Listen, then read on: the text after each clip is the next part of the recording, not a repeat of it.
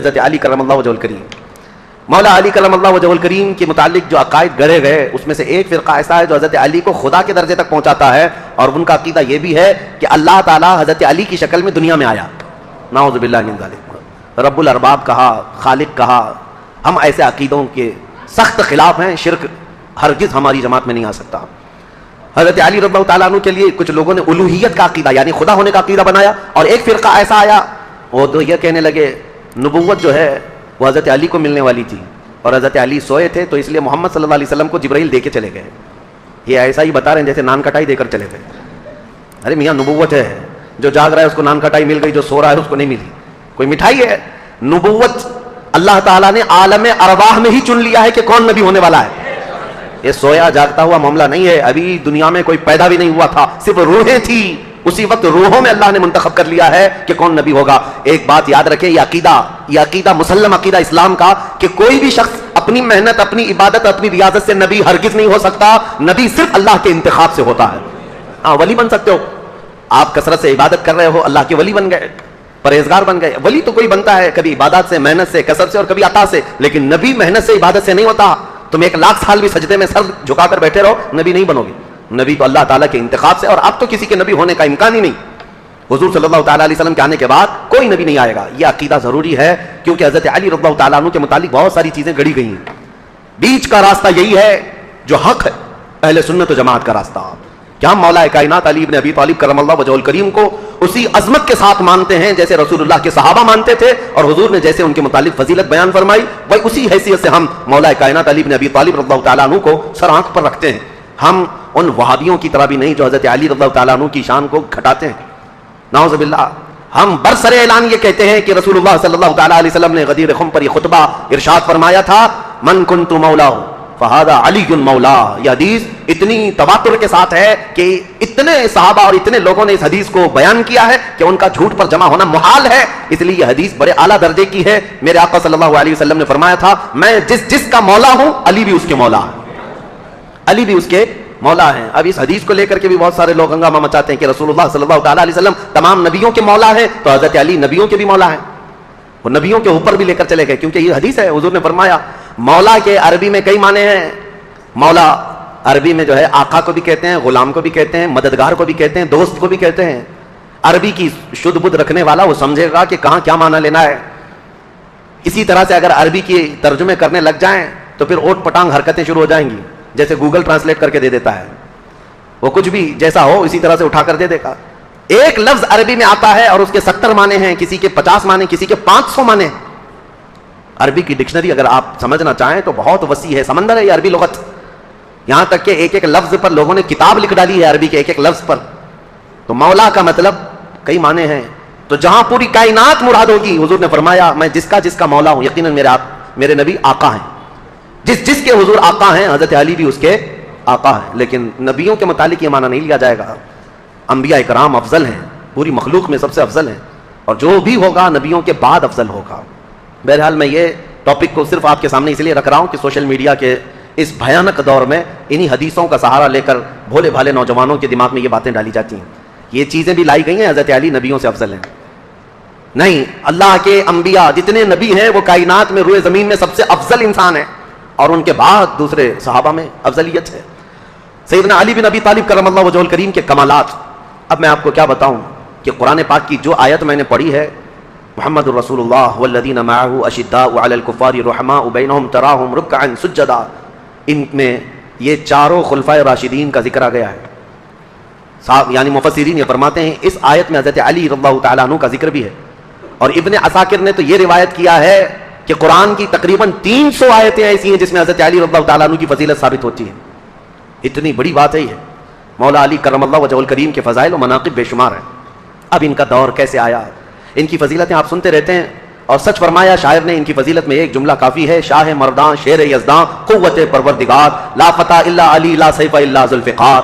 فارسی کا یہ لفظ ہے، فارسی کا یہ شعر ہے جس میں شاعر یہ کہتا ہے، شاہ مردان یعنی انسانوں کا کوئی بادشاہ ہے تو مولا کائنات علی بن ابی طالب ہے، شیر یزداں اللہ کا کوئی شیر ہے تو علی بن ابی طالب ہے۔ قوت پروردگار دنیا میں اگر کسی کے پاس رب تبارک و تعالیٰ کی عطا کی ہوئی طاقت ہے، مظہر ہے کوئی، تو علی بن ابی طالب کو دیکھا جائے۔ لا فتح الا علی، شاعر یہ کہتا ہے حقیقت میں جوان کہلانے کے لائق کوئی ہے تو ابو طالب کا بیٹا علی ہے، اور پھر اگر تلوار کسی کی ذکر کرنے کے لائق ہے تو وہ ذوالفقار حیدری علی کی تلوار ہے۔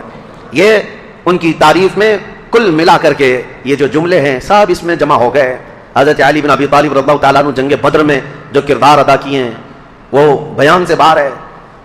جتنے لوگوں پر آپ بڑھ چڑھ کر کے حملہ کرتے رہے کفار و مشرکین، جوانی کے عالم میں حضرت علی رضی اللہ تعالیٰ عنہ کے متعلق بیان کیا، بہت ہٹا کٹا جسم تھا، بہت توانا تھے طاقت سے، کافی بھاری آپ کا پیٹ تھا، اور لوہے کا خود پہننے کی وجہ سے ہمیشہ تو سر کے بال نکل گئے تھے۔ اتنی جنگوں میں شرکت فرماتے رہے، لوہے کی وہ ٹوپی ہوا کرتی تھی۔ اور وہ وقت آپ یاد کریں 7 ہجری جب رسول کریم صلی اللہ تعالیٰ علیہ وسلم صحابہ کو لے کر خیبر نکلے تھے، تقریباً مدینے سے 200 کلومیٹر دور یہ خیبر کی وادی ہے جہاں یہودیوں نے اپنا اڈا بنا لیا تھا، اور مسلمانوں کے خلاف روزانہ نت نئے فتنے وہاں سے نکلتے تھے اور منصوبے بنائے جاتے تھے حضور کے خلاف، مدینے کے خلاف، اور مکہ کے مشرکین بھی اس میں حصہ لیتے تھے۔ نبی کریم صلی اللہ تعالیٰ علیہ وسلم کو خبر یہ ہوئی کہ خیبر کے یہودی ایک جنگ کرنے کے لیے آ رہے ہیں مدینے، اور انہوں نے مکہ کے کافروں کو بھی بلا لیا ہے، نجد کے کافروں کو بھی بلا لیا ہے، سب کو جمع کر کے دعوت دی ہے۔ حضور کو جیسی یہ خبر ملی، ابھی یہودی خیبر سے نکلتے کیا رسول اللہ خود صحابہ کے ساتھ خیبر پہنچ گئے، اور میں نے یہ خیبر کی تفصیلی جنگ کا بیان آپ کے سامنے پیش کر چکا ہوں جمعہ میں، جیسے سیرت مصطفیٰ کا جو درس کنٹینیو چلتا ہے اس میں جنگ خیبر میں نے بیان کیا ہے۔ یہ سخت قسم کی جنگ تھی، یہودی بڑے بڑے قلعوں میں وہاں پر محفوظ رہتے تھے، اتنے بڑے قلعے تھے ان کے، آج تک وہ موجود ہیں، 1400 سال کے بعد آج بھی وہ قلعے وہاں پر ویسی ہیں۔ ان یہودیوں کی پناہ گاہ تھی، اس میں بیٹھ کر کے حملے کرتے تھے، اور ان کا یقین تھا یہ کہ ان قلعوں کو کوئی عبور نہیں کر سکتا۔ جب صحابہ وہاں پہنچے تھے یہودیوں کی حالت خراب تھی، اور ان کے ہاں ایک مرحب نامی شخص تھا جس کا دعویٰ تھا وہ 1000 آدمیوں سے اکیلا لڑ سکتا ہے، 1000 انسانوں سے اکیلا لڑ سکتا ہے۔ خیبر میں چھوٹی چھوٹی جنگیں ہوئی، وہاں کے جتنے قلعے تھے وہ صحابہ جب فتح کرنے لگ گئے تو آخری جو ان کا قلعہ تھا مرحب، جس کے انتظام پر لگا رہتا تھا، یہودیوں نے اس کو اتارا تھا مرحب کو، کہ اب آخر میں اب تمہاری باری ہے، اگر تم نہیں بچا پائے ان مسلمانوں سے تو ہمیں کوئی نہیں بچا پائے۔ مرحب مسلمانوں سے جنگ کرنے کو اپنی توہین سمجھتا تھا کہ یہ چھوٹے بادیاں نشین لوگ ہیں، کھجور کھا کر زندگی گزارتے ہیں، پیبند لگے کپڑے پہنتے ہیں، ان کے پیروں میں چپل تک نہیں ہوتی، یہ ہم سے جنگ کرنے آئے ہیں، بڑے تحقیر سے حقارت سے دیکھا کرتا۔ لیکن اب حالات ایسے تھے کہ یہ پورے مسلمان گردنوں پر سوار ہو کر کھڑے تھے، اب تو ڈیفنس کرنا ہی تھا۔ مرحب جب اپنے قلعے سے باہر آیا تو یہ سخت قسم کی جنگ تاریخ اسلام میں لکھی گئی ہے، کیونکہ خیبر فتح ہونے کے بعد ہی سارے فتوحات کا دروازہ کھل گیا ہے اسلام کے لیے، ساری فتحیں جتنی ہوئی یہ خیبر کے بعد، فتوحات کا دروازہ کھل گیا تھا جو رکنے کا نام نہیں لیتا۔ تو جیسے ہی مرحب سامنے آیا تو اس نے پکار کر کے یہ کہا شعر پڑھتے ہوئے کہ تمہیں پتا ہے کہ خیبر پورا مجھے پہچانتا ہے، یہاں کے در و دیوار سے پوچھو کہ مرحب کس کا نام ہے۔ مرحب کی آواز سے اور اس کے چلنے پھرنے سے یہاں کے پتھر بھی کانپتے ہیں، وہ رجزی اشعار پڑھ رہا تھا۔ تو حضرت علی کرم اللہ وجہہ الکریم اس جنگ میں کیسے شریک ہوئے تھے؟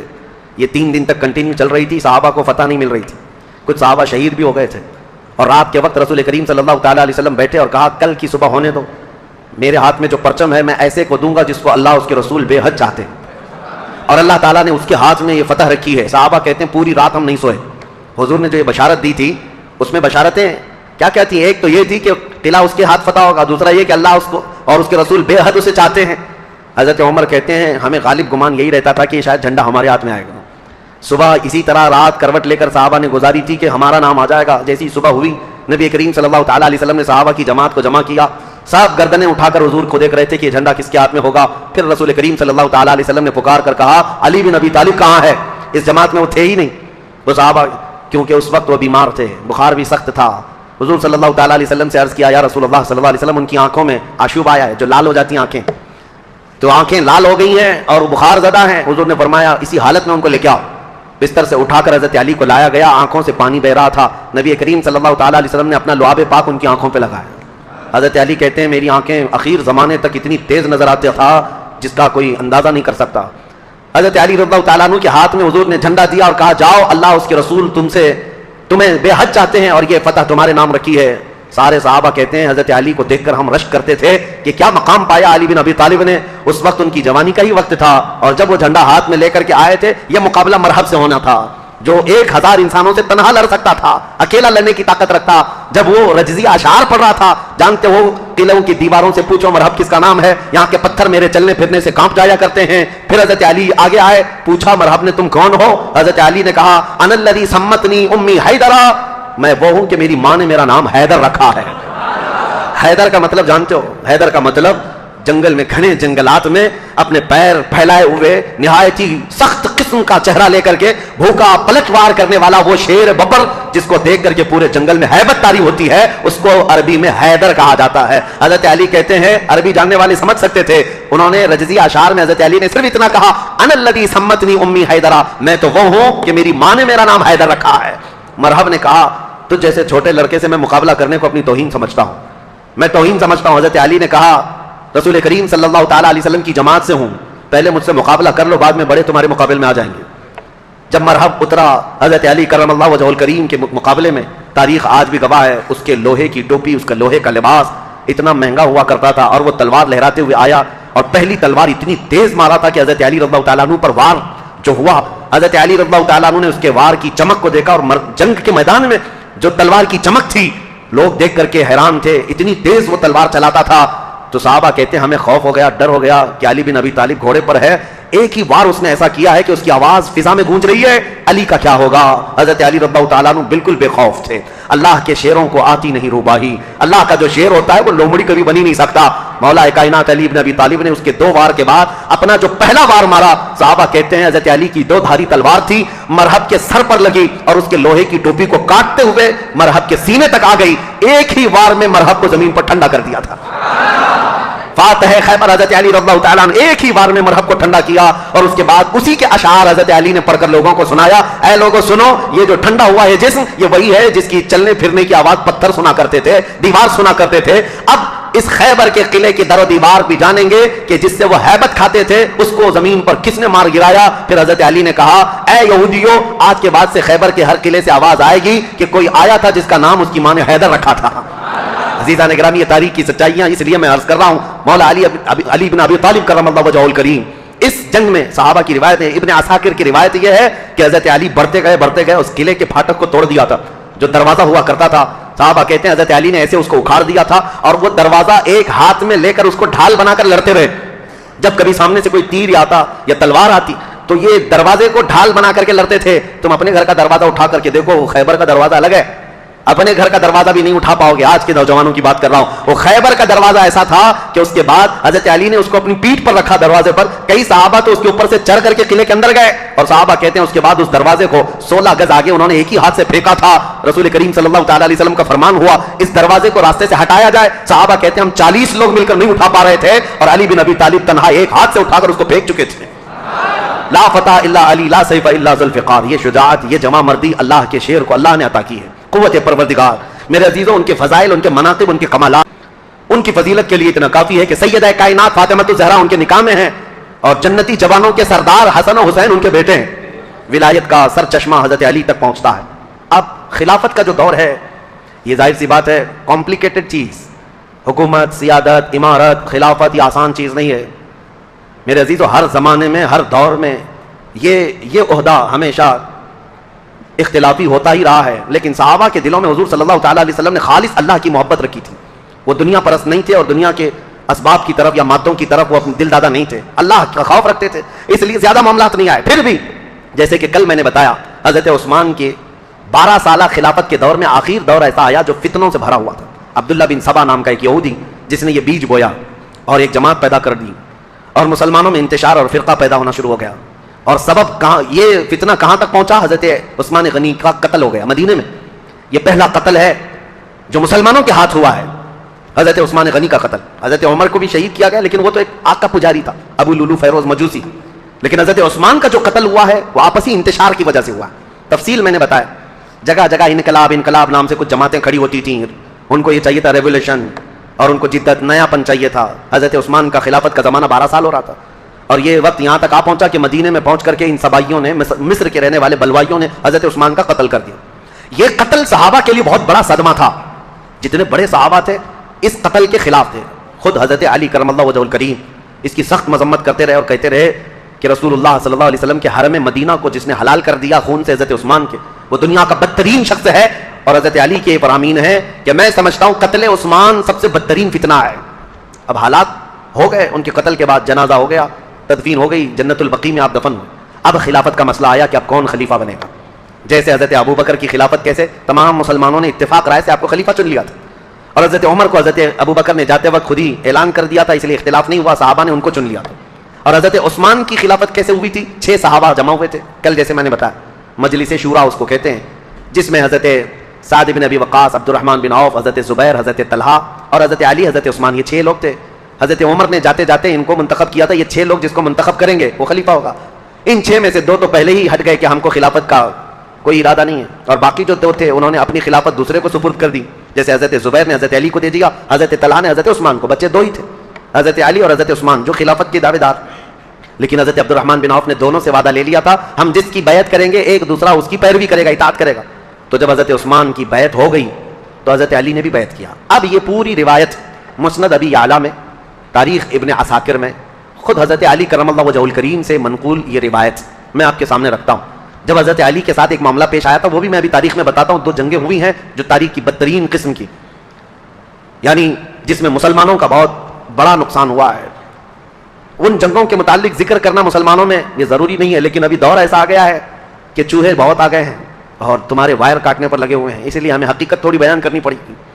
جنگ جمل, جنگ صفین کے متعلق ایک خلفشار مچا کر رکھا ہے کچھ لوگوں نے, اس لیے حقیقت کیا ہے وہ بتاؤں گا. اس وقت جب بصرہ میں گئے تھے حضرت علی, ایک مشہور تابعی ہیں اور ایک صحابی ہیں حضرت احنف بن قیس, انہوں نے پوچھا تھا حضرت علی سے, اے علی آج آپ اپنے گھوڑے پر سوار ہو کر بصرہ تک آ گئے ہیں, آپ یہ بتائیں رسول پاک صلی اللہ تعالی علیہ وسلم نے کیا آپ کو اس کا حکم دیا تھا, یا آپ یہاں تک کس لیے آئے؟ تب حضرت علی نے تفصیلاً ایک حدیث جو حضرت علی سے مروی ہے بیان کیا, کہا لوگوں سنو, میری قرابت رسول اللہ سے کیا ہے وہ بتانے کی چندہ ضرورت نہیں, میری رشتہ داری کیا ہے.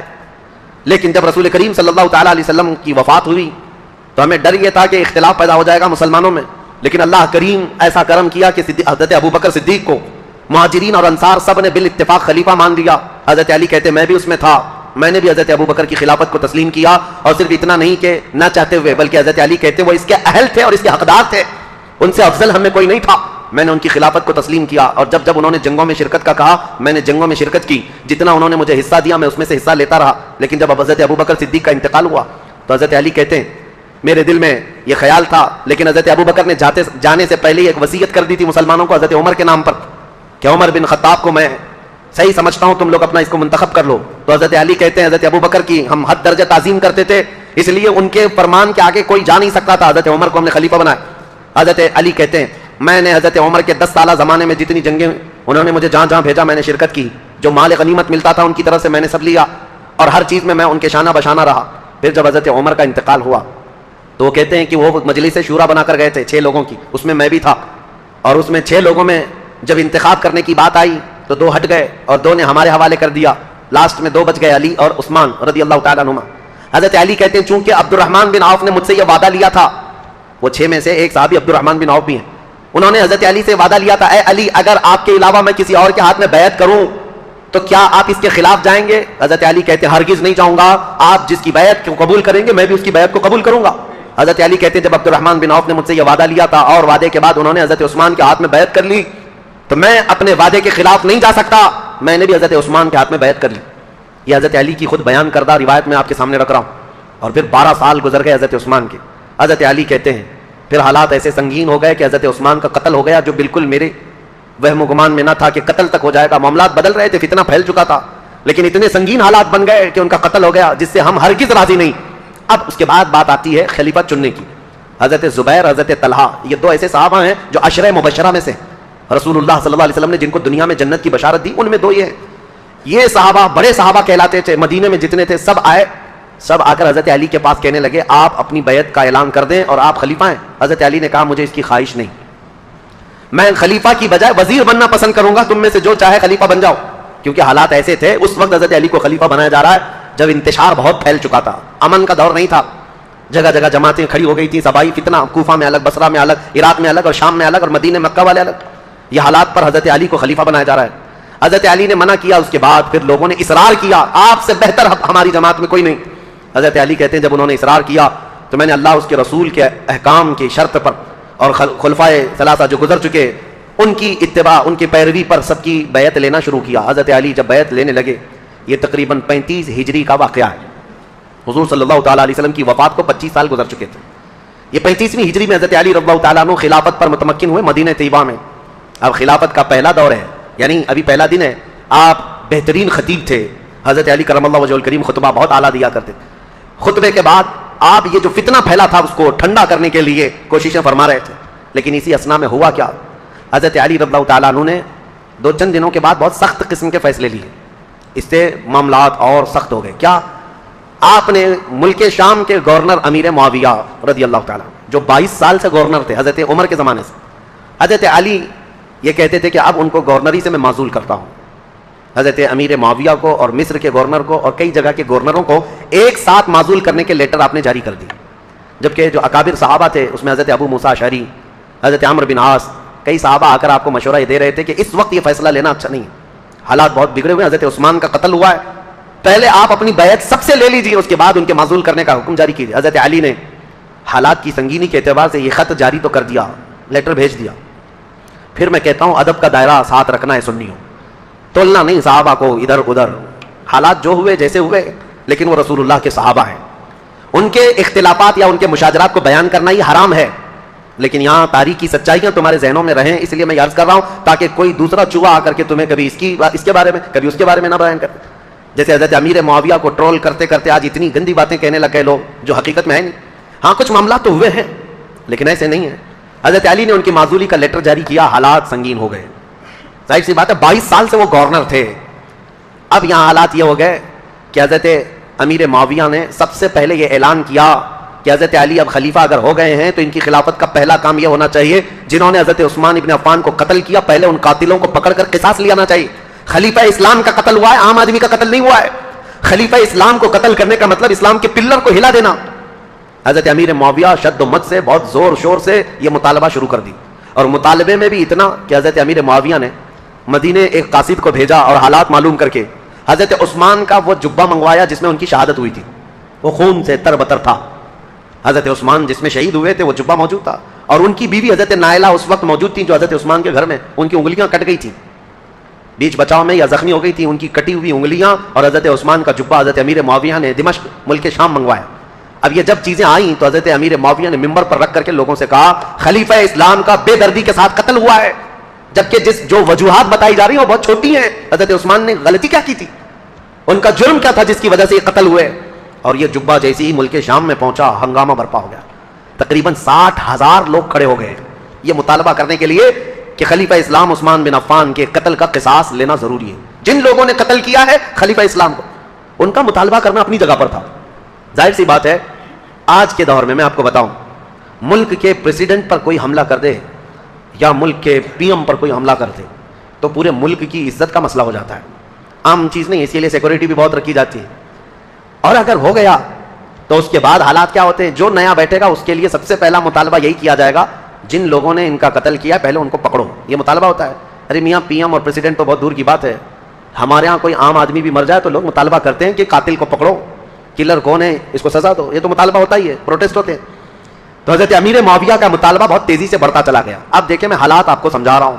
حضرت علی کے ساتھ کیا معاملات تھے, جیسے ہی مدینے میں آپ نے باغ ڈور سنبھالی آپ کے لیے حالات یہ تھے کہ صحیح طریقے سے قاتل کون ہے یہ کسی کو معلوم ہی نہیں تھا, آج تک نہیں معلوم. تو کیونکہ اس گھر میں حضرت عثمان ابن عفان کی بیوی حضرت نائلہ اکیلی تھیں, وہ بہت پردہ دار عورت تھیں. انہوں نے بیان کیا حضرت علی کے سامنے کہ محمد بن ابو بکر چھت سے داخل ہوئے تھے, یہ تو میں نے دیکھا ہے. اور انہوں نے حضرت عثمان کی داڑھی بھی پکڑی تھی, لیکن حضرت عثمان نے ایک جملہ کہا تھا کہ تیرے باپ ابو بکر ہوتے تو یہاں تک تیری حرکت نہ ہو سکتی. یہ سن کر محمد بن ابو بکر چلے گئے اور دروازے پر کھڑے ہو کر وہ رو کر توبہ کرنے لگے. لیکن ان کے ساتھ انجان 2 آدمی بھی آئے تھے, میں انہیں نہیں جانتی ہوں نہ پہچانتی ہوں کون لوگ ہیں. اور اس کے بعد حضرت نائلہ جو حضرت عثمان کی بیوی اس وقت جو موجود تھی وہ کہتی ہیں قتل ہونے کے وقت میں وہاں موجود نہیں تھی, قتل ہو گیا. حضرت علی کے سامنے یہ مقدمہ ہے, بڑا سخت ہے. کسی انجان کو قتل تو نہیں کر سکتے پکڑ کر کے پوری جماعت کو. ظاہر سی بات ہے آپ موب لنچنگ بھی ہو جاتی ہے تو اس پورے موب کو جو ہے نا سزا نہیں دیتے حکومت. پرٹیکولر ایک آدمی کون ہے جو مرڈر کیا ہے اس کو پکڑنا ضروری ہوتا ہے. موب کا جو حملہ ہوتا ہے یہ سب لوگ اس میں شریک ہوتے ہیں. سزائیں چھوٹی چھوٹی ہو سکتی ہیں لیکن مرڈر کا جو جرم ہے وہ سب پر نہیں آتا. اس وقت حضرت علی کے ساتھ یہ معاملہ تھا کہ حقیقت میں قاتل کون ہے یہ نہیں معلوم. تو سیدنا علی بن ابی طالب مدینے کے سارے صحابہ سے کہہ رہے تھے کہ میں بھی حضرت عثمان کے قتل کا قصاص لینا چاہتا ہوں، لیکن قاتل پکڑ کر کے تو لائیں۔ لوگوں نے کہا یہ مصر کے لوگ تھے، بلوائی تھے، ان سب کو پکڑ کے سزا دی تھی۔ حضرت علی کہتے ہیں وہ ایسی جماعت سے ہیں جن پر میرا قابو نہیں ہے، ابھی ابھی خلیفہ بنے ہیں اور مصر میں نیا اسلام ہے، یہ بلوائی یہ جتنے ہیں وہاں پر ایک فتنہ بھی پیدا ہو چکا تھا، تو وہ جدت پسند لوگ تھے، نئے نئے قسم کے اسلام میں آئے ہوئے تھے۔ حضرت علی ان مصلحتوں کو دیکھ کر خون عثمان کا بدلہ لینے میں آپ نے فرمایا کہ اس کو بعد میں حالات کے ٹھنڈے ہو جانے کے بعد لیا جائے گا، بس بات اتنی تھی۔ لیکن غلط فہمی بڑھتی گئی، اور یہ غلط فہمی کو ڈالنے والا کون تھا؟ اسی لیے میں نے کل آپ کے سامنے ایک نام بتایا تھا، عبداللہ بن سبا، ایران کا رہنے والا ایک یہودی جو اسلام میں آیا تھا۔ اس نے اپنا کام شروع کر دیا، مدینے میں جا کر اور دیگر جگہ پر ملک شام میں لوگوں کو بھڑکانا شروع کیا۔ پہلے تو حضرت علی کی حمایت میں بولتا تھا، اب حضرت علی خلافت پہ آئے تو حضرت عثمان کے قتل کا بدلہ لینے کے لیے ابھارنے لگ گیا۔ اب ہوا یہ کہ حضرت عائشہ صدیقہ رضی اللہ تعالیٰ عنہ، ان کا بھی کردار ہے تاریخ میں، ام المومنین ہے، زبان نہ کھولنا ان کے لیے بھی گستاخی کے لیے، ایمان برباد ہو جائے گا۔ ام المومنین رسول اللہ صلی اللہ علیہ وسلم کی محبوبہ ہیں، زوجہ ہیں، یہ حج پر گئی ہوئی تھیں، اور حج سے واپس آنے کے وقت حضرت عثمان کا قتل ہو گیا تھا، اور یہ خبر حضرت عائشہ کو پہنچ گئی۔ حضرت عائشہ کا مقام تھا صحابہ میں سب میں بھی، کیونکہ ام المومنین نے سب لوگ احترام کرتے تھے۔ حضرت عائشہ کے پاس جب یہ خبر پہنچی تو حضرت زبیر اور حضرت طلحہ یہ دونوں حضرت علی کے ہاتھ پر بیعت کر چکے تھے مدینے میں، لیکن حالات جب سنگین ہونے لگے تو یہ مدینہ چھوڑ کر مکہ چلے گئے۔ کون؟ یہ بڑے دو صحابہ عشرہ مبشرہ میں، حضرت زبیر حضور صلی اللہ تعالیٰ علیہ وسلم کے یہ بھی بھائی لگتے ہیں، پھوپھی کے بیٹے ہیں، سگی پھوپھی کے بیٹے ہیں حضرت زبیر، جیسے حضرت علی چاچا کے بیٹے ہیں، حضرت زبیر پھوپھی کے بیٹے ہیں۔ تو حضرت زبیر اور حضرت طلحہ دونوں مکہ چلے گئے، اور یہ دونوں جا کر حضرت عائشہ سے ملاقات کیا پردے میں، اور ان کو حالات بتائے مدینے میں کیا کیا ہوا، حضرت عثمان کا قتل کیسے ہوا۔ حضرت عائشہ بہت جلال میں آئی، کہا ہم جانتے ہیں عثمان بن عفان کے اخلاق اور ان کی کردار کو، سارے صحابہ ان کی پاکیزگی کی گواہی دیتے تھے۔ حضرت عائشہ کہتی ہے میں وہ دن بھی جانتی ہوں جب رسول اللہ صلی اللہ تعالیٰ علیہ وسلم حجرے میں بیٹھے ہوتے، کئی لوگ آتے حضور اسی طرح لیٹے رہتے، جب عثمان آتے تو حضور اپنی تہبند صحیح کر لیتے تھے۔ حضرت عائشہ کہتی ہیں میں گواہ ہوں، اور میں پوچھتی یا رسول اللہ عثمان کے آنے پر اپنی تہبند آپ پیر سے نیچے تک کرتے ہیں اور اٹھ کر بیٹھتے ہیں، کیوں ایسا؟ حضرت عثمان کے متعلق حضور نے فرمایا اے عائشہ کیا میں اس سے حیا نہ کروں جس سے اللہ کے فرشتے حیا کرتے ہیں؟ اللہ کے فرشتے جس سے حیا کرتے ہیں۔ میرے عزیز، حضرت عائشہ نے جب یہ کہا اور وہ جلال میں آئی، واپس مکہ لوٹ کر آئی، کہا جب مدینے کے حالات اتنے خراب ہو گئے تو اب کیا کرنا چاہیے؟ مکہ والوں کو جمع کر کے حضرت عائشہ نے خطبہ دیا، اور اس خطبے میں آپ نے یہی فرمایا کہ عثمان بن عفان خلیفہ اسلام تھے، خلیفہ برحق تھے، ان کا قتل پورے اسلام کے لیے کلنک ہے، اس کا بدلہ تو لینا ہوگا، قصاص ضروری ہے، ورنہ اسلام پر یہ دھبا ہمیشہ کے لیے رہ جائے گا۔ حضرت عائشہ کی تقریر پر جوش آیا لوگوں میں، اور پھر مکہ والے بھی جمع ہو گئے۔ مکہ والوں نے سب آ کر کے حضرت عائشہ سے کہا کہ یہ بدلہ لینے کا طریقہ کیا ہے؟ حضرت علی خلیفہ ہو گئے اور انہوں نے سب سے بیعت لی ہے، لیکن طریقہ کیا ہے؟ حضرت عائشہ اب اس بارے میں مشورہ کر رہی تھی، ہاں طریقہ کیا ہے اس پر بھی تو سوچنا چاہیے کہ خون عثمان کا بدلہ لینا ہے، لیکن وہ قوم مصر کی رہنے والی ہے اور مصر میں ہماری پہنچ نہیں، کیسے؟ تو اس میں جب صحابہ کی میٹنگیں ہونے لگی مکہ میں، تو اب میں آپ کو بتاؤں یہاں سے ایک نئی جنگ کی ابتدا ہو گئی۔ حضرت عائشہ اپنی اونٹنی پر سوار ہو کر، پہلے لوگوں نے کہا کہ ملک شام چلتے ہیں، امیر معاویہ نے بھی خون کے بدلے کا اعلان کیا، یا پھر مدینے چلتے ہیں، لیکن ان دونوں رائے کو آپ نے حضرت عائشہ صدیقہ نے چھوڑ دیا اور بصرہ کی طرف آپ روانہ ہو گئی۔ بصرہ عراق کا ایک شہر ہے۔ اس بیچ میں کئی ایسے محتاط صحابہ ہیں جو اس جنگ میں شامل نہیں ہوئے۔ حضرت عائشہ جب جانے لگیں، کیونکہ میٹنگیں اتنی ہو گئی تھیں، اور جب لوگ یہ کہنے لگے کہ یہ بدلہ لینا تو خلیفہ وقت کا کام ہے، تو حضرت علی اس وقت بدلہ قصاص لینے پر تیار نہیں تھے، یا یہ فرما رہے تھے کہ ابھی اس قوم سے ہمارا پالا نہیں ہے، یا اس قوم پر ہمارا قابو نہیں ہے، ہم بعد میں بدلہ لیں گے، لیکن یہ مطالبہ شدت اختیار کر گیا۔ اب حضرت علی کو مدینے میں بھی آ کر خبر پہنچ گئی کہ حضرت عائشہ لوگوں میں جمع ہو گئی، اور انہوں نے خون عثمان کا قصاص لینے کا اعلان کر دیا، اور حضرت علی کو یہ بھی خبر مل گئی کہ امیر معاویہ کو جو ہم نے خط لکھا تھا، حضرت امیر معاویہ نے بدلے میں خط بھیجا جو بالکل خالی تھا، کچھ بھی لکھا ہوا نہیں تھا۔ حضرت علی سمجھ گئے معاملات سنگین ہیں، یعنی امیر معاویہ نے وہاں سے اعلان یہ کر دیا ہے کہ پہلے خون عثمان کا بدلہ لیا جائے گا، بعد میں حضرت علی کی بیعت اور خلافت کا معاملہ ہوگا۔ اب یہ بظاہر ٹکراؤ والی صورت ہے، ایک طرف سے مطالبہ ہے شدت سے بدلہ لینے کا، اور ایک طرف حضرت علی مصلحت کو دیکھ رہے تھے، حکمت کو دیکھ رہے تھے۔ اس وقت حضرت علی کہتے ہیں اس خانہ جنگی کو، جس کو کہتے ہیں گرہ یدھ، اپنے اندر چلنے والی جنگ کو اگر خاتمہ نہ کیا جائے تو اس کا بہت بڑا نقصان اٹھانا پڑے گا اور ہمارا شیرازہ منتشر ہو جائے گا۔ حضرت علی مدینے میں لوگوں کو جمع کرتے ہیں، چلو ہم اس معاملے کو ٹھنڈا کریں گے۔ جب سب لوگ جمع ہوئے حضرت علی کے ساتھ، حضرت علی اب کوفہ کی طرف روانہ ہو گئے۔ حضرت علی کے ساتھ اس وقت 10,000 لوگ تھے۔ میرے عزیزوں، جب 10,000 لوگ ادھر ہیں، حضرت عائشہ کے ساتھ شروع میں 3,000 تھے، پھر راستے میں کئی لوگ شامل ہوئے، وہاں پر بھی 10,000 کی تعداد۔ اب 10,000 کی تعداد جب ہوئی تو اس میں سارے مخلصین نہیں تھے، کئی فتین بھی شامل تھے، ادھر بھی ادھر بھی، سبائی فتنے کے لوگ ادھر بھی تھے ادھر بھی تھے۔ اب حضرت علی رضی اللہ تعالیٰ عنہ یہاں سے نکلے ہیں اور مسلمانوں میں یہ بات پھیل گئی کہ دو جماعتوں میں جنگ ہونے جا رہی ہے، ایک طرف حضرت عائشہ، ایک طرف حضرت علی. یہاں تک کہ روایت میں موجود ہے جب حضرت عائشہ اپنی اونٹنی پر بیٹھ کر کے مکہ سے نکل رہی تھیں تو اس کو اس دن کو یوم الخیب کہا گیا ہے، یعنی یوم گریہ. سارے مکہ والوں نے اس دن اتنا روئے تھے، سارے مکہ والے جتنا وہ کہتے ہیں ہم نے کبھی رویا نہیں، کہ ان کو شدت سے غم تھا کہ آج نوبت یہاں کو پہنچی کہ مسلمانوں کی دو بڑی جماعتیں ٹکرانے جا رہی ہیں. ایک طرف ام المومنین عائشہ صدیقہ، ایک طرف مولا کائنات علی بن ابی طالب. ابھی امیر معاویہ کا معاملہ ہی نہیں آیا. حضرت عائشہ چل کر کے گئیں، بصرہ پہنچ گئیں. اس میں حضرت زبیر بھی ہیں، حضرت طلحہ بھی ہیں، دو بڑے صحابہ ہیں عشرہ مبشرہ. ادھر حضرت علی کے ساتھ جو 10,000 صحابہ ہیں، اس میں حضرت عمار بن یاسر، مقداد بن اسود، بلال حبشی، کئی صحابہ، حضرت علی رضی اللہ تعالیٰ عنہ کے ساتھ حضرت سلمان فارسی، یہ لوگ ہیں. نکلے ہیں، جنگ کی نیت تو نہیں تھی، معاملات کو دیکھا جائے گا اور سامنے بیٹھ کر کے کچھ کیا جائے. اب حضرت علی کوفہ گئے تو وہاں حضرت ابو موسیٰ اشعری تھے، یہ بھی بڑے صحابی ہیں جنہوں نے بعد میں چل کر صلح کرائی. یہ کوفہ والوں نے بیان کر کر کے لوگوں کو یہ کہہ رہے تھے کہ اے لوگوں، اپنا ایمان بچانا، آخرت بچانی ہے، تلواریں اپنے نیام میں رکھو، کوئی اپنے گھر سے نہ نکلے، کوئی ان جنگوں میں شرکت نہ کرے. حضرت ابو موسیٰ اشعری تو لوگوں کو منع کرے. پھر حضرت علی کوفہ پہنچ گئے. یہ کوفہ پہنچنے کی وہی تاریخ ہے کہ جب حضرت علی کوفہ پہنچے تو پھر اس کے بعد مدینے دوبارہ تشریف نہیں لائے. یہاں سے حضرت علی کی خلافت کا باضابطہ جو دور، کوفہ جو دارالعاصمہ، دارالخلافہ بنا اسلام کا، حضرت علی جب وہاں آئے تو لوگوں کو آپ کی فوج میں شامل کیا گیا. حالات سنگین ہو رہے ہیں، طاقت کے بل بوتے، طاقت کے زور، اس کو ٹھنڈا کرنا چاہیے. اب اس میں محتاط صحابہ جو تھے ان کی بھی رائے میں بتاتا ہوں. حضرت عبداللہ بن عمر ہیں، حضرت عمر بن عاص ہیں، یہ لوگ شریک نہیں ہوئے. محمد بن مسلمہ ہیں، یہ لوگ شریک نہیں ہیں. احنف بن قیس، یہ بعد میں. ان لوگوں سے حضرت علی نے بلا کر کے کہا بھی تھا کہ تمہاری رائے کیا ہے. حضرت عمر بن عاص نے کہا کہ میں چل تو پڑوں گا آپ کے ساتھ، لیکن بس اتنی شرط ہے آپ مجھے وہ تلوار دیں جو تلوار یہ پہچانتی ہو کون سی گردن مسلمان کی کون سی کافر کی. مجھے وہ تلوار دیجیے، کیونکہ جنگ ہو رہی ہے، دو جماعتیں جو دونوں طرف مسلمان ہیں، صحابہ ادھر بھی ہیں، صحابہ ادھر بھی ہیں. عمر بن عاص نے کہا میرے پاس ایسی تلوار نہیں جو پہچانتی ہو گردن کس کی ہے، اگر یہ مل گئی تو پھر شریک ہو جاؤں. اس کے بعد حضرت محمد بن مسلمہ کو بلا کر پوچھا کہ آپ کیوں نہیں؟ کہا میں نے رسول اللہ صلی اللہ تعالیٰ علیہ وسلم سے سنا تھا، میرے آقا نے فرمایا تھا محمد بن مسلمہ اس تلوار کو کبھی نیچے ہونے نہیں دینا، اعلاء کلمت الحق کے لیے استعمال کرنا، اور جس دن یہ نوبت آ جائے کہ یہ تلوار تجھے کسی مسلمان پر اٹھانی پڑے تو احد پہاڑ کے پاس جا کر کسی پتھر پر تیری تلوار توڑ دینا. محمد بن مسلمہ کہتے ہیں کل رات جا کر میں نے اپنی تلوار توڑ دی. آج نوبت یہاں پہنچ گئی ہے کہ ہمیں تلوار اٹھانی پڑ رہی ہے، میں تو تلوار توڑ چکا ہوں. حضرت عبداللہ بن عمر، انہوں نے بھی یہی کہا کہ میں فرق نہیں کر پاؤں گا کہ کون حق پر ہے کون کس پر ہے، اسی لیے میں اس میں شریک نہیں ہوں. کچھ محتاط صحابہ ان میں نہیں آئے، لیکن حضرت علی جب سفر پر روانہ ہو، یاد رکھو مسلمانوں، ایمان کی حفاظت اسی میں ہے، دونوں جگہ کا بیلنس برقرار رکھو، ام المومنین کا بھی، مولا کائنات کا بھی، دونوں رسول اللہ کی قرابت دار ہیں، رشتہ دار ہیں. حضرت عائشہ صدیقہ جب آئیں تو اب مشورے ہو رہے تھے، میٹنگیں ہو رہی تھی، ان کے خطبے اتنے پر اثر تھے کہ لوگ جمع ہوئے. جب وہ بصرہ میں گئی تو 12,000 لوگ جمع ہوئے. کہا کہ نہیں، حق پر ہیں، خون عثمان کا بدلہ لینا چاہیے. یہ حالات دیکھ کر کے ایک صحابی ایسے ہیں جن کا بہت بڑا رول ہے، حضرت قعقاع، یہ آئے، حضرت زبیر، حضرت طلحہ، حضرت عائشہ ان کے پاس آئے. کہا اچھا یہ میٹنگ بعد میں ہوئی، اس سے پہلے ایک حادثہ ہو گیا تھا. کیا ہے؟ بصرہ میں جیسی حضرت عائشہ پہنچی تو بصرہ کے جو گورنر تھے وہاں پر، تو جو گورنر تھے وہ حضرت علی کی طرف سے تھے، عثمان بن حنیف.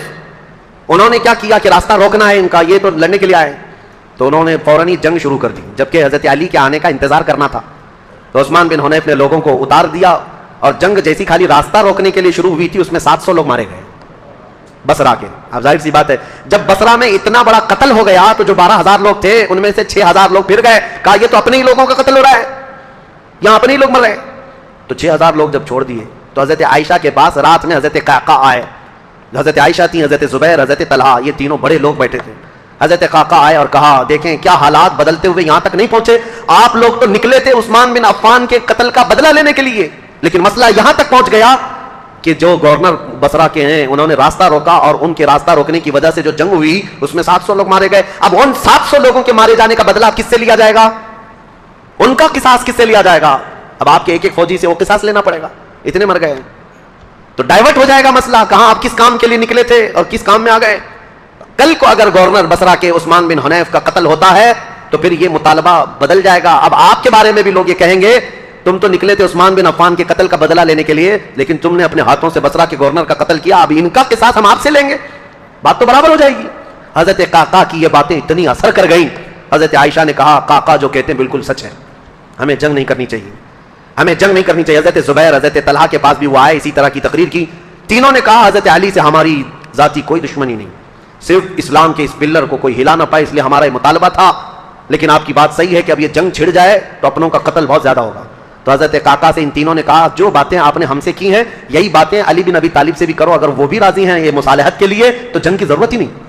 تو حضرت قعقاع سیدھے کوفہ گئے حضرت علی کے پاس, یہی ساری باتیں حضرت علی کے پاس انہوں نے رکھا, کہا ایسے حالات ہیں. حضرت علی نے گرین سگنل دے دیا اور کہا ہم بھی جنگ کے لیے نہیں آئے قعقاع, جو تم باتیں کر رہے ہو ہم بیٹھیں گے, زبیر اور طلحہ میرے بھائی ہیں, ہم مصالحت کے لیے جائیں گے. حضرت علی جب آئے بصرہ تو یہ دونوں جماعتیں, حضرت عائشہ کی جماعت ہے, حضرت علی بن ابی طالب کی. سنو توجہ سے, اب اصل مسئلہ شروع ہوتا ہے. رات کو میٹنگیں ہوئی مصالحت کے لیے, حضرت قعقاع کبھی ادھر گئے کبھی ادھر گئے, دونوں نے رات میں ایگریمنٹ بھی لکھ لیا. حضرت زبیر خود چل کر کے حضرت علی کے پاس آئے. حضرت علی سے گفتگو کرنے سے پہلے ہی حضرت علی نے ان سے پوچھا اے زبیر تمہیں یاد ہے رسول اللہ صلی اللہ علیہ وسلم نے ایک مرتبہ, میں بھی تھا اور تم بھی تھے. سنو حضرت علی حدیث سنا رہے ہیں, حضرت زبیر کو یاد دلا رہے, کہا میں بھی تھا تم بھی تھے, رسول اللہ نے تم سے یہ نہیں کہا تھا اے زبیر ایک دن تم علی سے لڑو گے اور علی حق پر ہوں گے, ایک دن تم علی سے لڑو گے اور علی حق پر ہوں گے. تو حضرت زبیر نے کہا سچ کہا علی تو نے, میں نے رسول اللہ سے یہ سنا تھا. کہا حضرت زبیر اسی دن وہاں سے کہتے میں لڑنا نہیں چاہتا تم سے, نکل گئے. جیسے ہی حضرت زبیر گئے حضرت طلحہ نے پوچھا ان سے کیا بات ہے. حضرت زبیر نے کہا علی نے مجھے وہ حدیث یاد دلائی جو رسول اللہ نے میری زندگی میں کہا تھا, علی حق پر ہے, علی حق پر ہے. حضرت زبیر چل پڑے تو حضرت طلحہ نے کہا اے زبیر میں بھی اس فعل پر اس کام پر نادم ہوں, شرمندہ ہوں, میں بھی نکل چلتا ہوں. یہ رات کی خبر جو ہو رہی تھی حضرت عائشہ رضی اللہ تعالیٰ عنہا کے پاس پہنچی تھی. حضرت عائشہ کے ساتھ ایک معاملہ ہوا تھا راستے میں, وہ بھی میں تاریخ میں ہے, میں آپ کو بتاتا ہوں. جب حضرت عائشہ کی یہ فوج چل رہی تھی مقام حواب ایک جگہ آئی جہاں کتے بھونکنے لگے. حضرت عائشہ نے فوراً اونٹنی کو کھڑا کر دیا اور پوچھا یہ اس جگہ کا نام کیا ہے. لوگوں نے کہا مقام حواب. تو ڈر گئی, کپ کپی آ گئی جسم میں. کہا ماں عائشہ سے دیکھا کیا ہوا کیا. کہا میں نے رسول اللہ سے ایک حدیث سنی تھی, میرے آقا نے فرمایا اے عائشہ ایک بار تم مسلمانوں کے ساتھ سفر پر ہوگی تو اللہ کی قسم دیتا ہوں اس جماعت میں تم مت جانا جس میں حواب کے کتے بھونکیں گے. حضور سے میں نے یہ سنا تھا حواب کے کتے بھونکیں گے جس جماعت میں, اس جماعت میں جانا مت. حضرت عائشہ نے کہا کہ اگر یہاں حواب کا مقام ہے تو کتے بھونک رہے ہیں اور میں نہیں چاہتی کہ اس جماعت میں ہوں. یہ بصرہ آنے سے پہلے کی بات ہے, لیکن کیا بتائیں جماعت میں فتنہ انگیزی کرنے والے جو سبائی لوگ تھے ان میں 40 لوگ ایسے آئے جنہوں نے اللہ رسول کی قسم اٹھائی, قرآن کی قسم اٹھا کر کہا یہ حواب کا مقام ہے ہی نہیں, حواب ہے نہیں, یہ دوسری جگہ ہے, یہاں کے کتے روز بھونکتے رہتے. حضرت عائشہ کو حلف لے کر کے انہوں نے کہا یہ حواب کا مقام نہیں ہے. تب حضرت عائشہ پھر چل پڑی جبکہ وہ مقام حواب ہی تھا. حضرت عائشہ جب بصرہ پہنچی تو اب حالات جو مصالحت کے ہو رہے تھے, رات کو ایگریمنٹ لکھ دیا گیا, لیکن جیسے ہی یہ سبائی 3 لوگوں کو پتا چلا دونوں جماعتوں میں صلح ہو رہی ہے تو دونوں لوگ دونوں جماعتوں میں صلح کی بات سن کر یہ سبائی لوگ جتنے جنگ میں شریک تھے سب کے سب بھڑک اٹھے اور کہا ہم یہاں تک صلح کرنے آئے ہیں, ہم تو ایک دوسرے کی گردن مارنے آئے ہیں, اگر یہ بڑے لوگ صلح کر رہے ہیں تو ہم تو نہیں صلح کریں گے. یہ فتنہ اٹھایا گیا اور صبح ہوتے ہی حضرت زبیر جا رہے تھے, اپنا سامان لے کر اس میدان سے نکل رہے تھے, ایک سبائی شخص آیا اور حضرت زبیر حضرت علی کی دشمنی میں مسلمانوں کے دشمن ہو گئے. تو پھر حضرت علی نے ان کے ساتھ مقابلہ کیا اور وہ جتنے خارجی ہوئے تھے ان کو قتل کیا. چند خارجی بچ کر کے وہاں سے نکل کر بھاگے اور انہوں نے اپنی الگ الگ جماعتیں بنائی. اب شدت بدلہ لینے کی شدت انتقام اتنا گھر کر گیا خارجیوں میں کہ 3 خارجی لوگ ایسے ہوئے میٹنگ کیا اور انہوں نے کہا دیکھو یہ روز روز کی جنگوں سے پریشان ہیں, یہ 3 بڑے لوگ جو ہیں علی بن ابی طالب, عمرو بن عاص, امیر معاویہ, ان تینوں کو قتل کر دیتے معاملہ ہی ختم ہو جائے گا. نعوذ باللہ. یہ 3 کاموں کے لیے عبد الرحمن بن ملجم, عمرو بن بکیر اور ایک شخص اور تھا برقہ بن عماد یا کچھ اس کا نام برقہ تھا. یہ 3 خارجی لوگ تھے, میٹنگ کیا, کہا ہم تینوں ایک ہی دن کا انتخاب کرتے ہیں, ایک ہی دن تینوں کو ماریں گے. 3 بڑے صحابہ کو, حضرت علی کو, حضرت عمرو بن عاص کو, حضرت امیر معاویہ. ان تینوں نے, حتیٰ کہ یہ جو عبد الرحمن بن ملجم ہے اس نے شادی کی, یہ عاشق تھا ایک عورت کا, اور اس نے شادی میں اپنی عورت کے مہر میں یہ رکھا تھا کہ 12,000 دینار مہر میں دوں گا اور علی بن ابی طالب کی گردن مہر میں دوں گا. قتل مہر میں رکھا تھا. اس قدر دشمنی کوٹ کوٹ کر بھری ہوئی تھی. اور ان تینوں نے ایک تاریخ متعین کی, رمضان المبارکہ کی. 17 رمضان کو تینوں اپنے اپنے علاقوں میں گئے. حضرت علی کوفہ میں تھے, حضرت عمرو بن عاص یہ مدینے میں یا دوسرے علاقے میں تھے, حضرت امیر معاویہ ملک شام میں تھے. تینوں پھیل گئے اپنے اپنے ان منصوبوں کو لے کر. اور حضرت امیر معاویہ حضرت عمرو بن عاص کے لیے جو لوگ گئے تھے, ایک برقہ اور ایک جو حضرت عمرو بن عاص کو قتل کرنے والا تھا, یہ تینوں بکیر, عمرو بن بکیر, یہ دونوں جو ہے اپنی پلاننگ میں فیل ہوئے. لیکن عبد الرحمن بن ملجم یہ تلوار کو زہر میں بجھا کر کے کوفہ میں روز انتقام کی آگ میں بھڑکتا رہا. اور حضرت علی رضی اللہ تعالیٰ عنہ ایک رات سوئے ہیں اور خواب میں رسول اللہ صلی اللہ علیہ وسلم کو دیکھا, جیسے حضرت عثمان اپنی شہادت کے دن ایک دن پہلے دیکھے. حضرت علی رضی اللہ تعالیٰ عنہ نے خواب میں رسول اللہ سے عرض کیا, یا رسول اللہ میری امت نے مجھے ٹھیس پہنچائی, آپ کی امت کے کچھ لوگوں نے مجھے ٹھیس پہنچائی. رسول کریم صلی اللہ تعالیٰ علیہ وسلم نے فرمایا, اے علی تم کل کھڑے ہو جانا, ان قریب وہ پوری قوم ہلاک ہوگی جس نے تجھے ٹھیس پہنچائی. رسول کریم صلی اللہ تعالیٰ علیہ وسلم نے فرمایا, اور ان کی زندگی میں ہی یہ حضور نے فرمایا تھا علی جو جماعت تم سے نفرت کرے گی وہ جہنم میں جائے گی. حضور نے تو منافق کی علامت بھی بتائی, جس کو علی سے بغض ہوگا وہ مومن نہیں منافق ہوگا, زندگی میں فرمایا تھا. تو حضرت علی نے خواب دیکھا, صبح حضرت حسن کو اٹھایا بستر سے, امام حسین کو اٹھایا, کوفہ میں تھے, کہا کہ چلو فجر کی نماز کے لیے جا رہے تھے, اور حضرت علی کی عادت تھی فجر کی نماز کے لیے لوگوں کو جگاتے تھے, ہر گھر سے آواز دیتے تھے زور سے. حضرت حسن اور حضرت حسین کو اٹھایا اور کہا میں نے خواب میں رسول اللہ کو دیکھا ہے, اور رسول پاک صلی اللہ تعالیٰ علیہ وسلم نے مجھ سے یہ فرمایا, وعدہ فرمایا.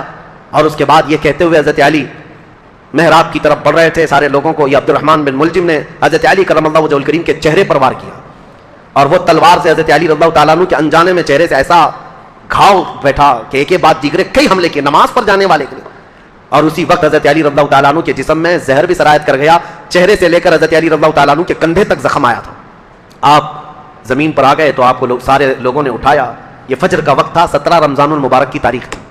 مولا کائنات علی مرتضیٰ رضی اللہ تعالیٰ عنہ کو گھر لایا گیا تو آپ جام شہادت نوش فرما گئے. اس حیدر کرار فاتح خیبر کی شہادت ہو گئی 17 رمضان کو. مارنے والا قاتل عبد الرحمن بن ملجم, اس کو پکڑ کر کے لوگوں نے ٹکڑے کر دیے تھے اور اس کے ٹکڑے جلا دیے گئے تھے, خارجی تھا. لیکن میرے عزیزوں, مولا کرم اللہ وجہ الکریم علی بن ابی طالب کے قتل کے ساتھ ہی اسلام کا تاریخ کا ایک دروازہ بند ہو گیا. یہ ایک ایسا دور تھا جہاں پر خلافت راشدہ ختم ہو گئی. خلفائے راشدین جو 4 ہیں, اور بعض نے حضرت حسن بن ابی طالب کو بھی خلفائے راشدین میں شمار کیا. اب میں یہاں تاریخ کو روک دیتا ہوں اور عرض کرتا ہوں, میرے آقا نے فرمایا تھا کہ میرے بعد 30 سال خلافت ہوگی, الخلافت بعدی 30 ثم الملوک, 30 سال میرے بعد خلافت ہوگی اور اس کے بعد بادشاہت آ جائے گی.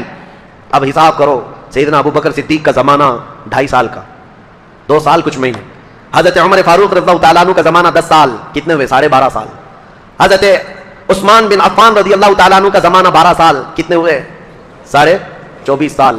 حضرت علی بن ابی طالب رضی اللہ تعالیٰ عنہ کی خلافت کا کل زمانہ 5 سال کچھ مہینے تھا, کتنے ہوئے, 29 سال. 6 مہینے بچے تھے جس میں حضرت امام حسن خلیفہ ہوئے تھے. اسی لیے بہت سارے مفسرین محدثین یہ کہتے ہیں وہ بھی خلفائے راشدین میں شامل ہیں. 6 مہینے کے بعد انہوں نے خلافت امیر معاویہ کو دے دی تھی, لیکن خلافت کا دروازہ یہاں پر جو راشدہ خلافت راشدہ بند ہو گیا. خلفائے راشدین کا وہ سنہرا دور ختم ہو گیا. عزیزان گرامی, اسلام کی تاریخ کی وہ سچائیاں ہیں جو ہر جوان کو سننا چاہیے. 17 رمضان کو کوفہ والے کہتے ہیں بدلیاں ایسی چھا گئی تھیں, لگتا تھا کہ لوگ تو لوگ ہیں, آسمان بھی رو پڑا ہے علی بن ابی طالب کی شہادت میں. حضرت علی کرم اللہ وجہ الکریم کا جسد خاکی لایا گیا, امام حسن نے نماز جنازہ پڑھائی, امام حسین نے غسل دیا تھا, اور آپ کو کوفہ شہر کے اسی مسجد کے کنارے دفن کیا گیا تھا. بعض روایات میں ہے آپ کے جسد مبارکہ کو لوگوں سے چھپا کر کے رکھا گیا تھا, کیونکہ خارجی جو جماعت تھی وہ اتنے شدید قسم کی نفرت کر رہے تھے کہ کہیں قبر کو اندھیرے میں کھود کر توہین نہ کریں, بے حرمتی نہ کریں. مولا کائنات علی مرتضیٰ رضی اللہ تعالیٰ عنہ کی قبر مبارکہ کو چھپایا گیا تھا, لیکن بہت ساری روایتیں بتاتی ہیں مقام نجف اشرف جو کوفہ کا حصہ تھا جہاں مولا علی کو دفن کیا گیا, آج بھی امیر المومنین کا دروازہ بڑی شان کے ساتھ کھلا نظر آتا ہے. اور ان کی تربت انور پر جب جھنڈا لہراتا ہے تو میرے عزیزوں کئی مرتبہ نجف جانے کا موقع ملا, کئی مرتبہ عراق گیا, جب بھی اس لہراتے ہوئے جھنڈے کو دیکھتا ہوں تو خیبر یاد آ جاتا ہے. مولا کائنات کی وہ تلوار کی شکلیں لٹکائی گئی ہیں, اگرچہ شیعہ لوگوں کی وہاں پر حکومت ہے, لیکن حیدر کرار کے دربار میں جاتے ہیں تو دل ہچکونے لینے لگتا ہے اور بدن میں کپکپی آتی ہے. اس دربار میں آئے ہیں جس نے خیبر کے پھاٹک کو ایک ہاتھ سے اکھاڑ کر پھینکا تھا, جس نے اسلام کی تاریخ میں ایک نیا دروازہ کھولا تھا, جس کو رسول اللہ نے اپنی وفات کے وقت تک پسند کیا تھا. آپ کو پتا ہے پیدا ہوئے علی, حضرت علی جس دن پیدا ہوئے رسول اللہ نے اپنا لعاب پاک ان کو چٹایا تھا. روایات یہ ہیں حضرت علی نے آنکھیں کھولی نہیں تھی, سب سے پہلے آنکھیں کھولی تو دیکھا تو چہرے. بیٹوں سے گزارش کروں گا, بیٹوں سے تمہیں خدا کا واسطہ ہے دسترخوان پہ بیٹھا کرو نا, پہلا سوال ابا کے کھانے کے بارے میں کیا کرو, میرے باپ نے کھایا کہ نہیں کھایا, میری ماں کو کھانا ملا کہ نہیں ملا, یہ پہلا سوال تمہارا ہونا چاہیے. اگر بیوی کہے چھوڑو, ان کے تو ڈرامے ہی رہتے ہیں, ناٹک کرتے ہیں, کل لے کے گئی تھی واپس کر دیا کھانا, کھانا اٹھا اپنے آگے کا چاپ آپ کے آگے, اور جیسے بھی منا کے کھلائے کھلا, پیر پکڑنے پڑے پکڑ لے, جوتیاں سر پہ رکھنی پڑے رکھ لے, اس لیے کہ سن تیری جنت کعبے کے سائے میں نہیں باپ کے قدموں کے نیچے نظر آیا کرے. بے شک سبحان اللہ حق. باپ کی رضا میں اولاد کی رضا ہوتی ہے, اسے راضی کرو. کہہ رہے ہیں مولانا میرے ابا کو جانتے نہیں, بہت خطرناک ہے میرا ابا. حق بات. تمہیں کیا, تم نے تو تقریر کر دی. میرے ابا سے ایک بار مل لیتے تو کبھی دوبارہ نہیں کہتے انہیں سلام کر لیو. کیونکہ میرا ابا بہت خطرناک ہے, ڈاکو ہے. کیوں, تیرے ابا دیکھتے گولی مار دیتے کہ نہیں؟ 6 سال ہو گئے میں تو بولے ہی نہیں اپنے باپ سے. کیوں, کہ ان کی شکل ہی ایسی ہے, کبھی سیدھے منہ دیکھتے ہی نہیں. سن بھائی, باپ تیرا ہے گارنٹی میں دے رہا ہوں. بے شک حق. باپ تیرا ہے گارنٹی میں دے رہا ہوں. تو کہہ رہا ہے نا تیرا باپ خطرناک ہے, تو کہہ رہا ہے نا تیرا باپ سنتا نہیں, جاؤ اتنی بڑی محفل میں جس کا بھی باپ ناراض ہونا, محفل ختم ہو وہ اپنے گھر جائے اور جا کے اپنے باپ کے پیر پکڑ لے گا. کیا کرنا ہے؟ زور سے پیر پکڑنا. ناراض ہو کے بیٹھے بڑے سمجھدار لڑکے, کہہ رہے آپ ضرورت ہی نہیں ابا کی, LLB کر رکھا میں, ابا کو بھی 6 مہینے کی کرا دوں گا. سارے قانون سیکھ ہی ابا کے لیے رہا ہے.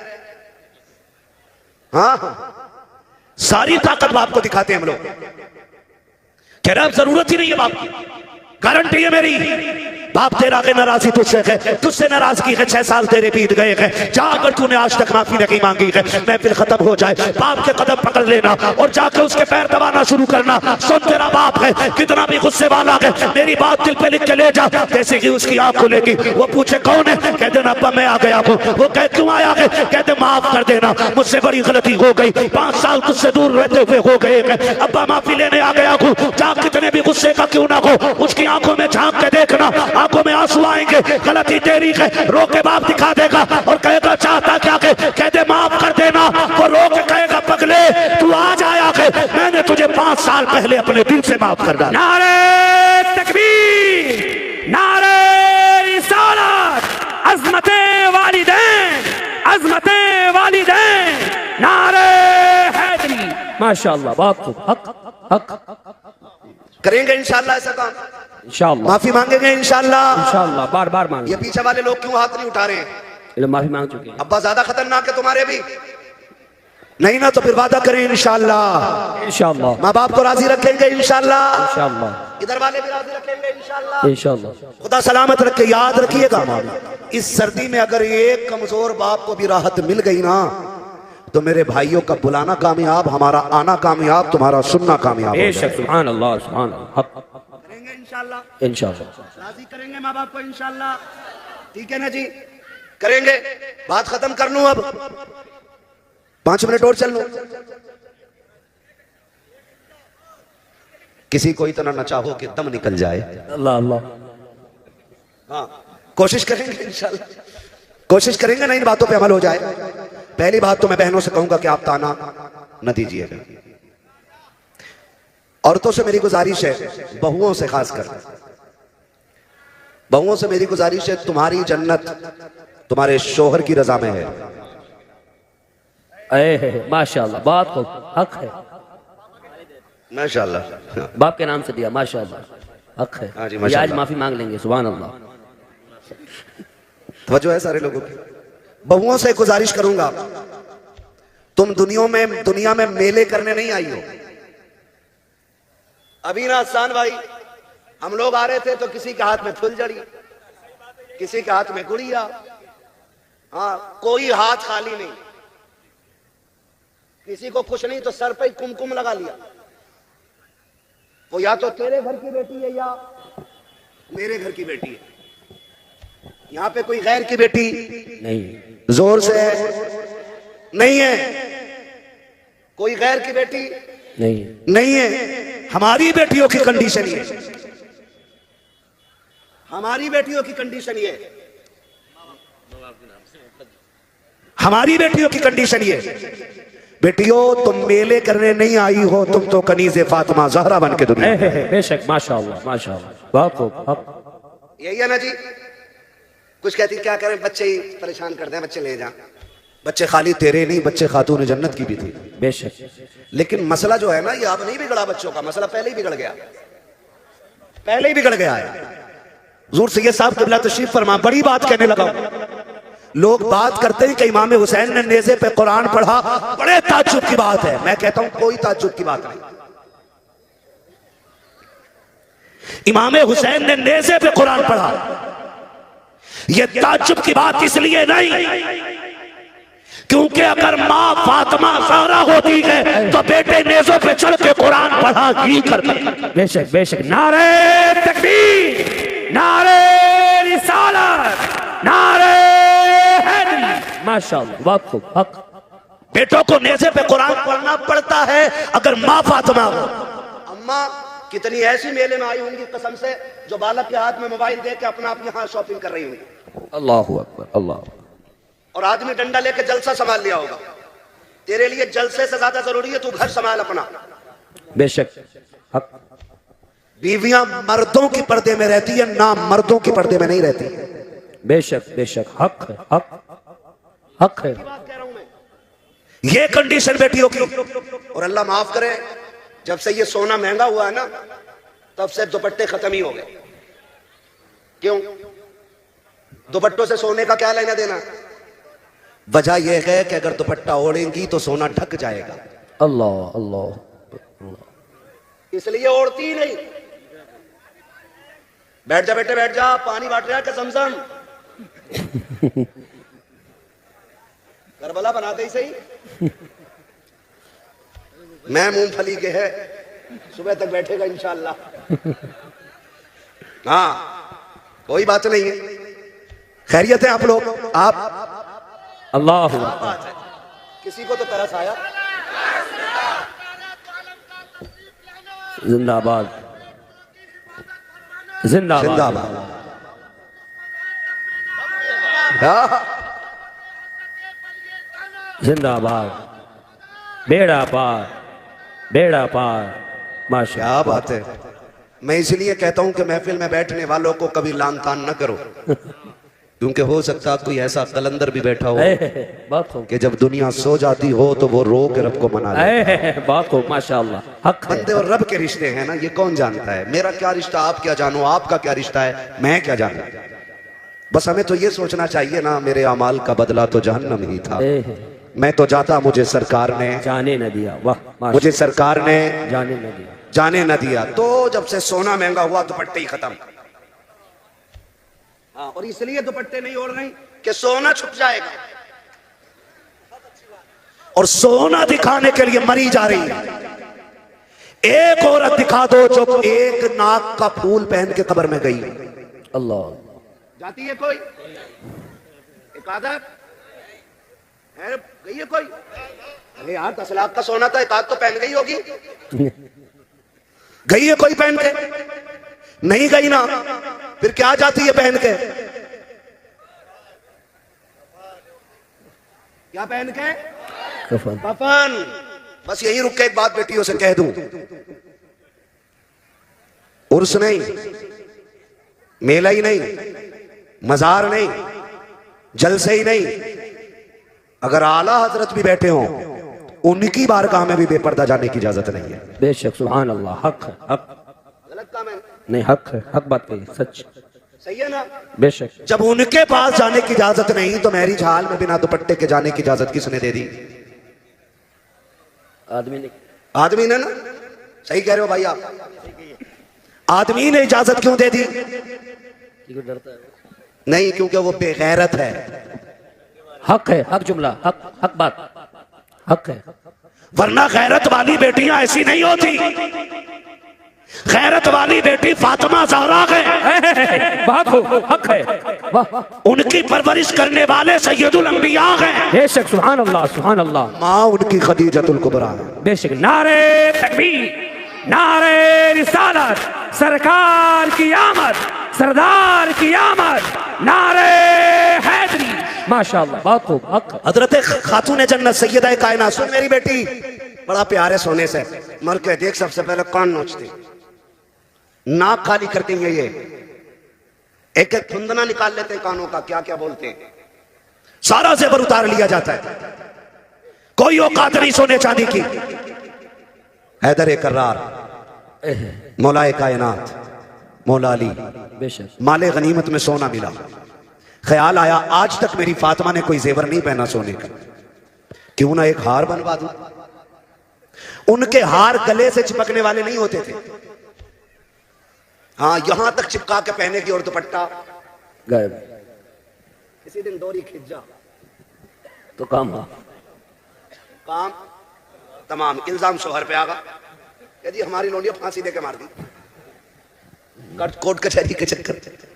حیدر کرار مولا کائنات نے زیور بنایا، ہار بنایا خاتون جنت کا.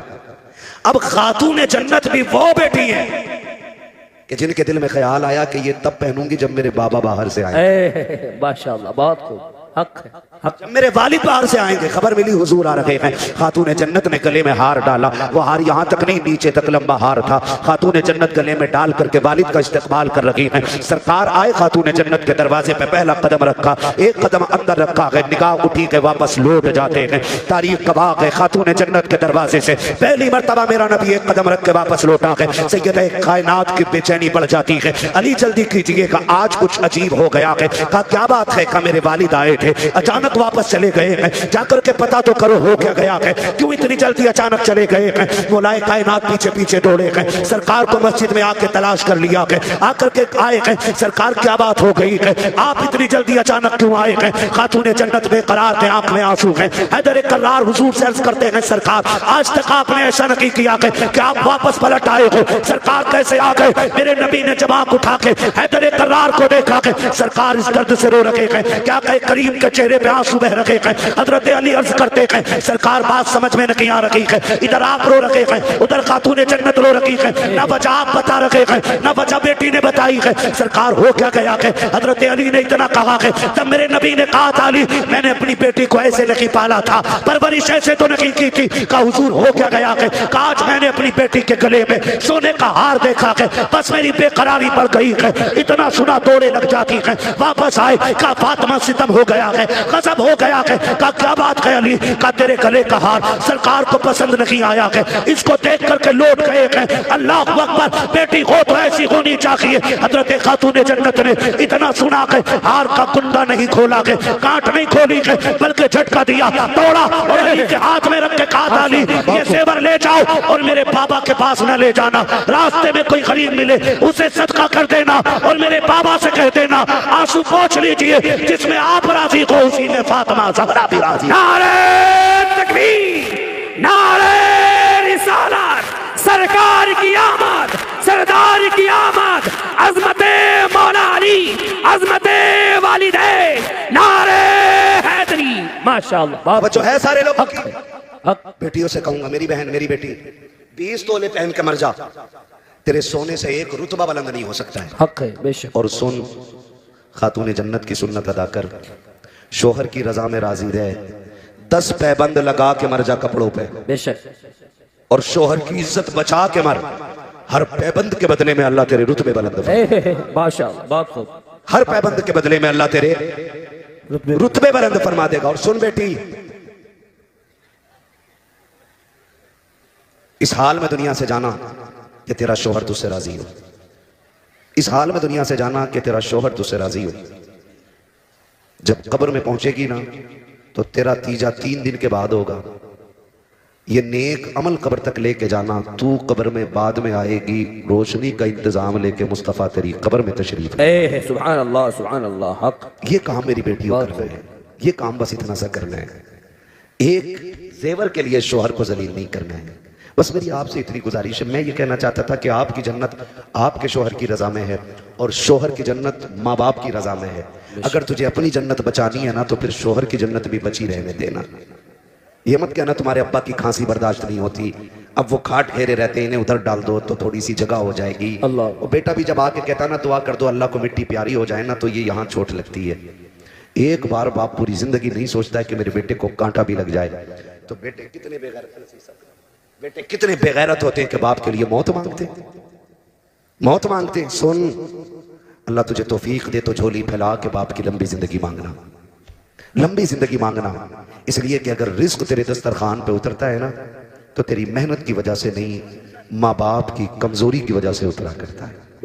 کریں گے انشاءاللہ، انشاءاللہ عزت کریں گے ماں باپ کی، قدر کریں گے ماء باپ کی، خدمت کریں گے ان کی۔ آپ اگر امیر بننا چاہتے ہو نا تو اپنی کمائی کا زیادہ حصہ کوشش کیا کرو ماں باپ پہ خرچ کریں گے انشاءاللہ، انشاءاللہ انشاءاللہ لوگ کریں گے انشاءاللہ۔ 2 کام کرنے ہیں، پہلے کام تو یہ کہ ماں باپ کو گرم روٹی کھلانی ہے۔ کیسی روٹی کھلائیں گے؟ زور سے سارے بولے کیسی؟ کیسی روٹی؟ یہ پیچھے والے بھی بولیں کیسی روٹی، کھڑے والے بھی بولیں کیسی روٹی؟ گرم روٹی کھلانی ہے۔ دوسری بات، ان کا بستر ہمارے بستر سے اچھا ہوگا انشاءاللہ، انشاءاللہ انشاءاللہ کریں گے انشاءاللہ۔ ایسے کام کر جاؤ بے شک کہ پیر کے ہاتھ بعد میں اٹھے، باپ کا ہاتھ پہلے اٹھ جائے، سبحان اللہ سبحان اور وہ جھولی پھیلا کے کہے اللہ میرے بیٹے نے دنیا میں میرے رہنے کا انتظام کر دیا، تو میرے بیٹے کے رہنے کا انتظام کر۔ سبحان اللہ ماشاءاللہ بہت انشاءاللہ کوشش کیجئے گا ماں باپ کی خدمت کریں، ہمارا اسلام ہمیں ماں باپ کا احترام سکھاتا ہے۔ بیٹی اگر سسر تیرا تجھ سے یہ کہتا ہے نا گرم روٹی چاہیے، تو کبھی یہ مت کہنا کہ تم نے بیٹی کے دور میں کیا کھایا ہے، کوشش یہ کرنا کہ تو ان کی بیٹی کی جگہ لے سکے۔ کیا؟ ان کی بیٹی کی جگہ لے سکے۔ اللہ معاف کرے، سانسیں بھی کم نہیں ہیں، ایک سے بڑھ کے ایک۔ بہو نئی آتی ہے نا، نئی بہو تو ساس کیمرہ بن جاتی ہے، کیسے اٹھ رہی ہے، کیسے بیٹھ رہی ہے، کیسے چل رہی ہے، کتنا نمک ڈالا، کتنی مرچیں ڈالی ہے، آٹا کیسے گوندھ رہی ہے، کام کتنا کیا ہے، اور اس کے بعد ساری شکایت شوہر سے بیٹھ کے کرتی ہے اس کے۔ بیٹے لگے گی تو بری، لیکن بہو غلط پھنس گئی۔ کہا کیوں؟ کہ 3 بار میں تو اسے آٹا ملا۔ اور جاسوس تھوڑی بہو ہے بھائی، نیا گھر ہے، کچن کدھر ہے، آٹا کدھر ہے، چاول کدھر ہے، سمجھنے میں وقت لگے گا، تو اس سے نمک، ہائے اللہ کیسی بہو آئی ہے، نمک بھی بار بار پوچھ رہی۔ تو یہ سانسیں نہیں، یہ سانپیں ہوتی ہیں۔ کیا ہوتی ہیں؟ جو بیٹوں کے گھروں کی زندگی برباد کر دیتی ہیں۔ ساسوں سے گزارش ہے، تم جو حضرت سے کہتی ہے تعویذ دے دو، بہو اماں نہیں کہتی، تو بھی تو۔ ماشاءاللہ کتنا پیارا بیان تھا دوستوں۔ اگر ہمارا یہ بیان آپ کو پسند آیا ہو تو چینل کو سبسکرائب اور ویڈیو کو لائک کرنا بالکل نہ بھولے۔ جزاک اللہ۔